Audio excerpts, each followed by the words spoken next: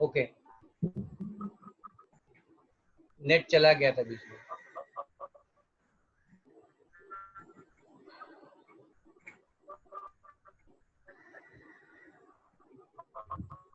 तो मैं पूरा सूत्र से शुरू करूँ। हाँ, वो 39 सूत्र। सूत्र 39।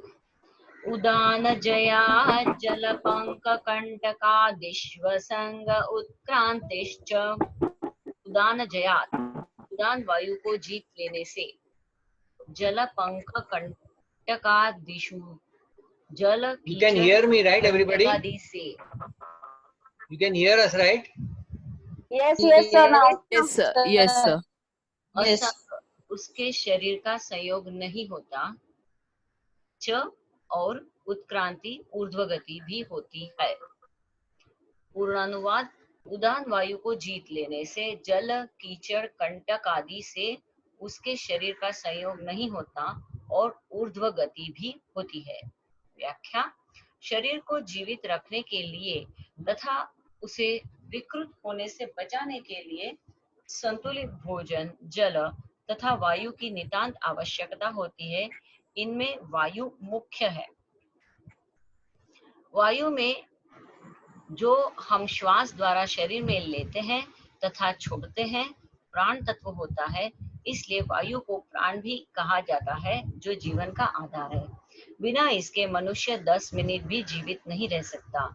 यद्यपि शरीर में यह प्राण वायु अर्थात प्राण एक ही है, किंतु क्रिया भेद तथा स्थान भेद के अनुसार इसके 5 नाम हैं, जो विभिन्न स्थानों पर रहती है तथा इसके कार्य भी भिन्न है।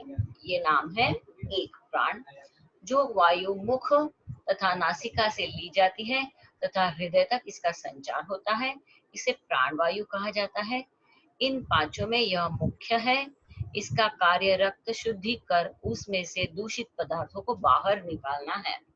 अपान, नाभि से लेकर पाद तल तक इसका स्थान है। यह नीचे की ओर गमन करने वाला है। इसी वायु के वेग से मूत्र, विष्ठा, गर्भ आदि नीचे की ओर उतरते हैं।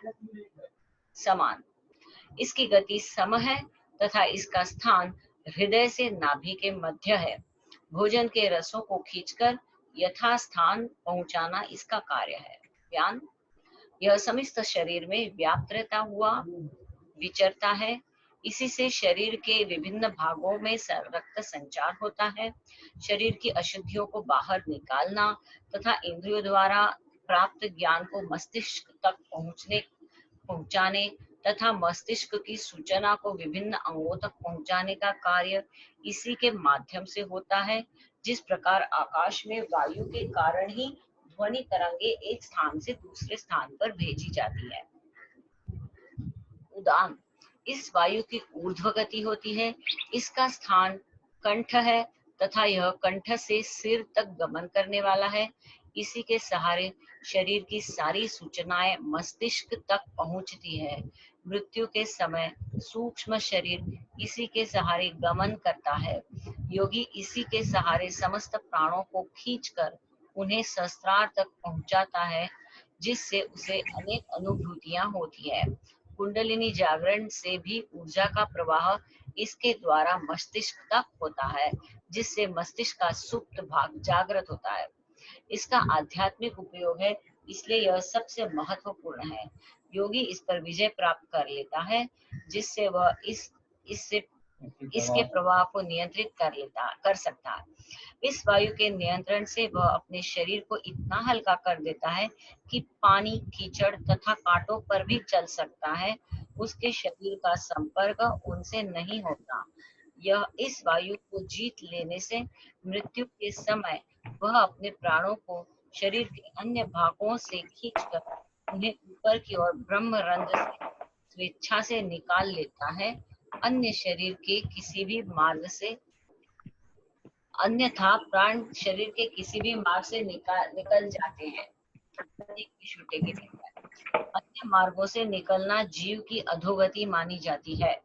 ब्रह्मरंध्र से निकलने पर योगी की शुक्ल मार्ग से गति होती है। यह उसकी उत्थान अवस्था है। शरीर के किस भाग से प्राण निकले हैं, इससे अगले जन्म का संकेत भी मिल जाता है। जीवन में जो केंद्र अधिक सक्रिय होता है तथा जिस ओर वासना सबसे अधिक होती है, उसी मार्ग से प्राण निकलते हैं तथा उसी के आधार पर अगला जन्म निश्चित किया जा सकता है कि वह कैसा होगा। सूत्र 40। Nandini, please mute your mic. I am not able to mute from here. Thank you. समान जया ज्वलनम, समान जयात समान वायु को जीत लेने से ज्वलनम योगी का शरीर दीप्तिमान हो जाता है। पूर्णानुवाद, संयम द्वारा समान वायु को जीत लेने से योगी का शरीर दीप्तिमान हो जाता है। व्याख्या, समान वायु हृदय से नाभि के मध्य पाई जाती है। इसकी गति सम है। यह भोजन से रसों को खींचकर यथा स्थान पहुंचाती है। जब योगी इस वायु पर विजय प्राप्त कर लेता है तो इससे उसकी पाचन शक्ति तीव्र हो जाती है तथा भोजन से यह अधिक रसों को खींच सकता है, जिससे कम भोजन से ही उसका निर्वाह हो जाता है एवं रसों की अधिकता से उसका शरीर दैदीप्यमान हो जाता है। उसके चेहरे पर तेज झलकने लग जाता है तथा शरीर पुष्ट एवं दीप्तिमान हो जाता है। नियमित रूप से ध्यान, प्राणायाम, ईश्वर उपासना आदि करने वालों के चेहरे पर ऐसा तेज स्वाभाविक रूप से देखा जा सकता है। योगी का चेहरा इससे भी अधिक तेजस्वी हो जाता है क्योंकि उसके शरीर के सभी विकार नष्ट हो जाते हैं। अब सूत्र 41 जो हमें यहाँ नहीं दिखाई दे रहा है, मैंने अभी इसको नई टीचर्स का जो अपना मेन ग्रुप है मैंने उसके अभी डाल दिया है, तो व्हाट्सएप में देखो उसको। दूसरा भी एक मैं हम लोगों ने एक जो पीडीएफ भेजा है, उस पीडीएफ में भी उसका है, उसका पेज नंबर है is given in that PDF also. Page number है, मैं बताती हूँ पढ़ के। उसका 170। हाँ नहीं, but in the PDF the page number is 28. Okay, मिल गया सबको? नहीं मिला तो सिर्फ सुनिए, कोई बात नहीं है। तो एक one more just point, one of the senior teachers of Maharashtra Vyom, our friend, he had put one query कि ऐसा क्यों है कि पतंजलि ने महर्षि पतंजलि ने सिर्फ केवल उदान प्राण और समान प्राण के ऊपर ही योग सूत्र बताए हैं और बाकी के 3 प्राणों के ऊपर नहीं बताए हैं। यानी कि प्राण अपान व्यान में क्यों नहीं बताए हैं, तो उसका क्या कारण है? ऐसा उन्होंने प्रश्न पूछा है। तो अभी हम जब ये व्याख्या पढ़ लेंगे, हो सकता है हमें कुछ क्लू मिले या अंत में हम जब चर्चा करते हैं तभी इस मुद्दे पर आ जाएंगे। तो अभी हम सूत्र 41 मिल गया। I guess everybody has found that. सूत्र 41, श्रोत्राकाशयो संबंध संयमा दिव्यम श्रोत्रम। श्रोत्राकाशयोः, श्रोत्र यानी कि कान और आकाश के संबंध संयमात, संबंध में संयम करने से योगी के श्रोत्रम दिव्य हो जाते हैं। अनुवाद, श्रोत्र अर्थात कान और आकाश के संबंध में संयम कर लेने से योगी के श्रोत्र दिव्य हो जाते हैं। आकाश सर्वव्यापी है तथा शब्द इसका गुण है। शब्द तन्मात्रा से ही इसकी उत्पत्ति हुई है। ध्वनि तरंगों के ज्ञान के लिए श्रोत्र इंद्रिय का विकास हुआ। शब्द की ध्वनि तरंगे आकाश के माध्यम से ही कानों तक पहुंचती है। ब्रह्मांड की अनेक ध्वनियां आकाश में विद्यमान है। ये सब मिश्रित हो जाने तथा अति सूक्ष्म हो जाने से सुनाई नहीं देती, न इन्हें पहचाना जा सकता है। वो बीच में ग्रुप में आपने भेज दिया था ना एक तो audio clip, above 35 can hear and below cannot hear, ऐसा टाइप का कुछ था। I'll give you some more references in this thing. There is whoever has got a hearing problem, Lalita madam, who is more experienced in this विषय में, उन्होंने भी बोला था, मुझे भी वो थोड़ा कन्विंसिंग लगता थोड़ा है, आगे आगे बोलिए। कन्विंसिंग लगता है कि वात दोष के कारण ये जो अपने हियरिंग के प्रॉब्लम्स है वो हो सकते हैं, बिकॉज दैट वात आकाश और अभी इधर तो यही हाँ, कनेक्शन मिल रहा है। तो वात that obstructs the akash, and that is why your ध्वनि तरंगे cannot reach the inner ear. So वात दोष के कारण ही हो सकता है, that is what I mean. So it has to be removed.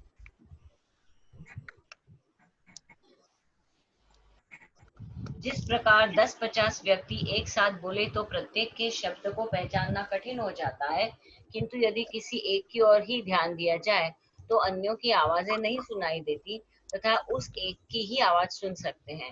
आकाश तथा ध्वनि के गुणों के आधार पर ही रेडियो, बेतार के तार आदि का विकास हुआ। इसी आधार पर योगी भी आकाश और श्रोत्र के संबंध में संयम कर लेता है तो उसे वही शब्द सुनाई देता है जिसे वह सुनना चाहता है। इस संयम द्वारा उसके श्रोत्र इतने दिव्य शक्ति युक्त हो जाते हैं कि वह सूक्ष्म से सूक्ष्म तथा सुदूर की आवाज भी सुन सकता है। आकाश शब्द और श्रोत तीनों की एकता है। आकाश शब्द और श्रोत तीनों की एकता है। योगी संयम द्वारा इनको प्रत्यक्ष नेट गया क्या?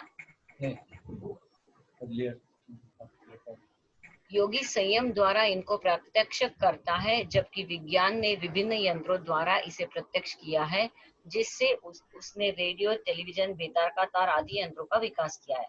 यह विकास इसी आकाश तथा शब्द गुण के आधार पर हुआ।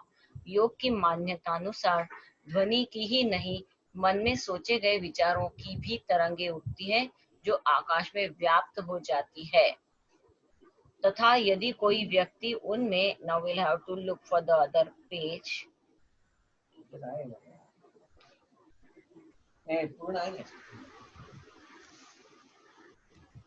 उनमें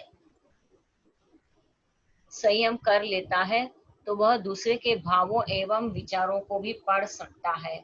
यदि कोई व्यक्ति ग्राहक की स्थिति में होता है तो अनायास ही ये विचार तरंगे उसमें प्रविष्ट हो जाती है, जिससे उसके मानस पर इसका प्रभाव पड़ता है।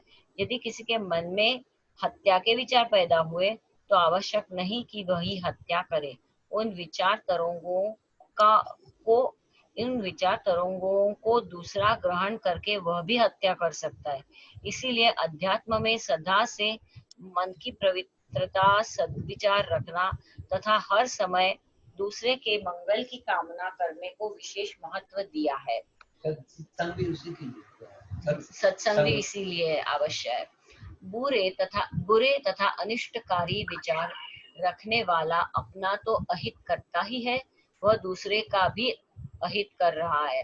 संसार में जितना भी दुराचार, अनाचार, अत्याचार, हत्याएं, चोरी आदि हो रही है, उनके लिए वे ही दोषी नहीं है जो इन्हें कर रहे हैं, बल्कि वे भी दोषी हैं जो ऐसा करने के विचार देते हैं। किंतु अध्यात्म के अनुसार वे सबसे अधिक दोषी है जो ऐसे विचार रखते हैं, क्योंकि प्रथम दो तो पकड़े भी जाते हैं, किंतु ये तीसरे प्रकार के पकड़े भी नहीं जा सकते। ये परोक्ष रूप से निर्बाध गति से दुनिया को विकृत करने में अपना सहयोग दे रहे हैं। संतों के समीप बैठने में इसी कारण से शांति की अनुभूति होती है कि वे हमेशा सद्विचारों की तरंगे ही छोड़ते हैं। इन विचार तरंगों पर विज्ञान भी कई प्रयोग कर रहा है। पाश्चात्य देशों में भी इसके अनेक प्रयोग चल रहे हैं। टेलीपैथी भी इसी का एक प्रयोग है। साधारण व्यक्ति भी थोड़े ध्यान की स्थिति में ही इन विभिन्न शब्दों को सुन सकता है। कान बंद करके बाहर की ध्वनि को रोककर वह भीतर की ध्वनि को भी सुन सकता है। अध्यात्म में चोरी, हत्या आदि करना बड़ा पाप नहीं है, क्योंकि उसकी सजा इसी जन्म में मिल जाती है, जिससे व्यक्ति उसे भोगकर उससे मुक्त हो जाता है। What is this line? अध्यात्म में चोरी, हत्या आदि करना बड़ा पाप नहीं है, क्योंकि उसकी सजा इसी जन्म में मिल जाती है, जिससे व्यक्ति उसे भोगकर उससे मुक्त हो जाता है। So he gets the consequence of that. That is why it's not a very big path according to this logic. ये बुरे कर्म आवश्यक नहीं कि स्थायी बुरे विचार का ही परिणाम हो। The lighter जो विचार है बुरे वो पकड़े भी नहीं जाते हैं, उसका कॉन्सिक्वेंस भी ज्यादा उनको है। मिलता नहीं है, इसलिए उससे वो ज्यादा देंगे। अच्छा, ये आकस्मिक तीव्र संवेदना से किसी के भड़काने पर, अहंकार पर, एक मिनट, ये I have to check where is,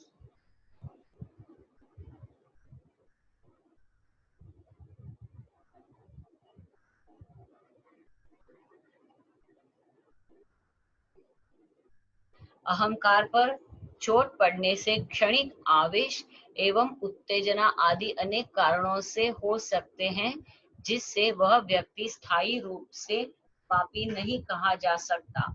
वह सामाजिक दृष्टि से अपराधी मात्र है, किंतु बुरे विचार वाला स्थायी रूप से पापी है तथा उसका फल वह अनेक जन्मों तक भोगता रहता है, क्योंकि जब तक बुरे विचार नष्ट नहीं होंगे तब तक वह हर जन्म में बुरे कर्म करता ही रहेगा तथा उसका चित्त निर्मल नहीं होने से उसकी मुक्ति की संभावना ही समाप्त हो जाती है। कहावत है, चोर को नहीं, चोर की माँ को मारना है, जिससे चोर उत्पन्न ही न हो। समस्त दुराचारों, अत्याचारों आदि की एक ही माँ है, उसके विचार। इसको मारने से ही ये अपराध समाप्त हो सकते हैं। इसलिए अध्यात्म का पूरा जोर कर्म एवं आचरण पर नहीं बल्कि विचारों पर है, क्योंकि विचार ही कर्मों की जननी है। This is about the श्रोत के ऊपर से उसने ये लॉजिक चलाया है कि श्रोत विचार is also a kind of लहर, it is also a sound, vichar is also creating a sound. So by that logic, Kasab is not the culprit. The one who taught him is a culprit. Who imposed his thoughts on him is a culprit. Is a larger culprit. Is a larger culprit. Okay, so एक minute मेरा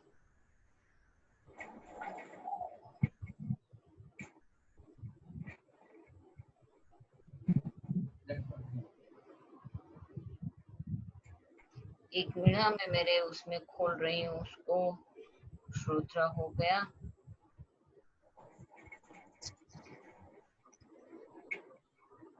हाँ, सूत्र 42। कायाकाशयोः संबंध संयमा लघुतूल समापत्तिश्चाकाशगमनम्। कायाकाशयोः शरीर और आकाश के संबंध संयमात संबंध में संयम करने से, छ और लघुतूल समापत्ति हल्की वस्तु रुई आदि में संयम करने से, आकाशगमनम आकाश में चलने की शक्ति आ जाती है। अनुवाद, शरीर और आकाश के संबंध में संयम करने से और हल्की वस्तु में संयम करने से आकाश में चलने की शक्ति आ जाती है। Being lighter. Yeah. Which is that? Laghima. अणिमा, गरिमा, लघिमा। जिस प्रकार किसी यान की मशीनरी का पूर्ण ज्ञान हो जाने से वह चालक के साथ में खिलौना जैसा हो जाता है, उसी प्रकार योगी को इस शरीर की संपूर्ण रचना अथवा क्रिया प्रणाली का ज्ञान हो जाने से वह उसके हाथ में खिलौने जैसा हो जाता है। वह उसका जैसा चाहे रूप दे सकता है, जैसा कि इन सभी विभूतियों द्वारा ज्ञात होता है। योगी के लिए यह शरीर यंत्र से अधिक नहीं है। योगी यह जानता है कि सूक्ष्म से स्थूल का निर्माण किस प्रकार हुआ तथा यह स्थूल किस प्रकार पुनः सूक्ष्म में परिवर्तित किया जा सकता है। इसी आधार पर योगी शरीर तथा आकाश में संयम करके शरीर को भारहीन कर देता है, जिससे वह इस गुरुत्वाकर्षण के प्रभाव से मुक्त होकर आकाश मार्ग से गमन करता हुआ कहीं भी जा सकता है। वह संकल्प द्वारा भी रुई के समान किसी हल्की वस्तु में संयम करके अपने शरीर को इतना हल्का बना लेता है कि वह वायु में उड़ सकता है। संकल्प शक्ति पर वैज्ञानिकों ने भी अनेक सफल परीक्षण किए हैं। शरीर को हल्का तथा भारहीन अन्य भी कई विधियों से किया जा सकता है, किंतु यह सारा विषय अध्यात्म से ही संबंधित है। सूत्र 43। बहिर्कल्पिता वृत्तिर्महाविदेहा ततः प्रकाशावरणक्षयः। बहिर्कल्पिता शरीर के बाहर अकल्पित वृत्ति ही स्थिति का नाम महाविदेहा है। ततः उस प्रकाशावरण क्षय बुद्धि की ज्ञान शक्ति के आवरण का क्षय हो जाता है। अनुवाद: शरीर के बाहर कल्पना न की हुई वृत्ति महाविदेहा है, उससे ज्ञान के आवरण का नाश हो जाता है। व्याख्या: यह चित्त अपने कर्म संस्कारों के कारण शरीर के साथ बंधा हुआ है तथा इसी में रहकर अपनी समस्त वृत्तियों का फैलाव करता है। यदि वह इस शरीर से बाहर भावना अथवा कल्पना मात्र से अपनी स्थिति बना लेता है तो उसे कल्पित कहते हैं, किंतु यदि इस शरीर से संबंध छोड़कर चित्त की बाहर स्थिर स्थिति हो जाती है तो उसे अकल्पित कहते हैं। यह अकल्पित स्थिति कल्पित स्थिति के आधार पर ही बनती है। साधक पहले अपने को इस शरीर से अलग किसी अन्य स्थान पर रहने की कल्पना करता है कि मैं यह शरीर नहीं हूँ, मैं किसी वृक्ष पर बैठा हूँ या मैं बाजार में घूम रहा हूँ, मैं अमुक व्यक्ति से मिलकर बातचीत कर रहा हूँ आदि द्वारा अपनी स्थिति का अन्यत्र कल्पना करता है। धीरे धीरे यह धारण दृढ़ होकर वह निश्चित ही अपने शरीर से अलग हो जाता है तथा पास में खड़े होकर अपने शरीर को अलग देखने लगता है। यह अकल्पित स्थिति है। यदि सोते समय शरीर को शिथिल छोड़कर नित्य शरीर से भिन्न अपने को समझकर उसके समीप खड़े होकर अपने ही शरीर को देखने की कल्पना की जाए तो 1 माह में वह निश्चित ही अपने शरीर से अलग होकर उसे देख सकता है। शवासन में ये कमेंट्री होती है मेनी टाइम्स, अपने ही शरीर को देखो ऐसे।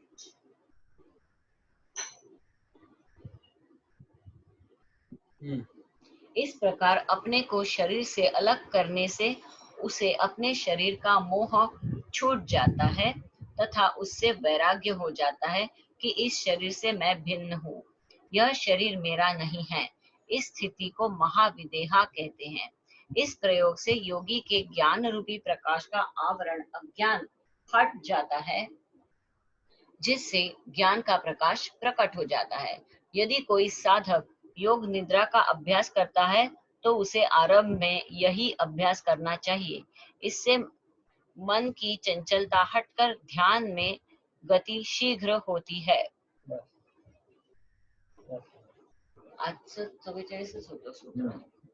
So we are continuing or not continuing? No, we'll have discussion now because earlier we have already spent 7-8 minutes on that. No? So we'll not have another session. So, any discussion on this thing?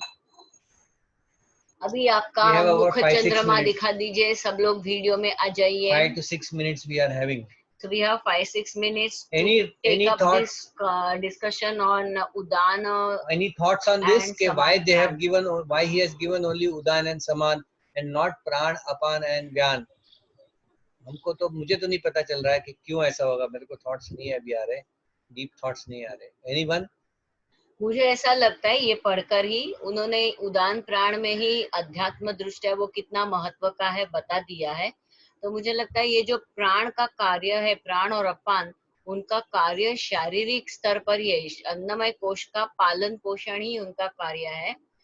वो ऐसा हो सकता है because prana is bringing in energy, apan is excretion, and saman is considered because saman is very critical because saman को बांधकर समान के जरिए ही ऊर्ध्वगति प्राण करने का प्रोसेस, बिकॉज मणिपुर से ही शुरू हो रहा है. So I think for that he must have taken समान. अभी व्यान को क्यों नहीं लिया, I don't know. I mean I am just giving ऐसा बोलते हैं कि आप वाइड थिंकिंग ही कर रही हूँ. किसी को और कुछ बोलना है तो जरूर बोलिएगा. ऐसा बोलते हैं कि जब आप समाधि स्थिति में जाते हैं, यू कैन कंट्रोल एवरी प्राण बट फॉर व्यान. व्यान को स्टॉप एवरी प्राण, मूवमेंट ऑफ एवरी प्राण अपार्ट फ्रॉम व्यान. व्यान को स्टॉप नहीं कर सकते क्योंकि व्यान को स्टॉप किया तो शरीर मृत हो जाएगा. मतलब it will not come back. It will stop the flow of blood, and the flow of blood, if it stops in the brain doesn't get blood, then you can go into coma. That is irreversible. The brain cells will die. That is why उदान व्यान के ऊपर आप व्यान को आप ये नहीं कर सकते. That may be one of the understandings which they have may already had. लेकिन प्राण और अपान क्यों नहीं, उसका प्रॉपर एक्सप्लेनेशन मुझे पता नहीं आ रहा है. एक्चुअली प्राण और अपान को समान स्थान में बांध लेना ये योग का अभ्यास है. हठ योग का अभ्यास है. प्राण और अपान को सो समान में if he you are working on समान, दैट मीन्स उसके अंदर प्राण और अपान आ गए. That also could be one of the explanations. Anything else? Anyone has any thoughts?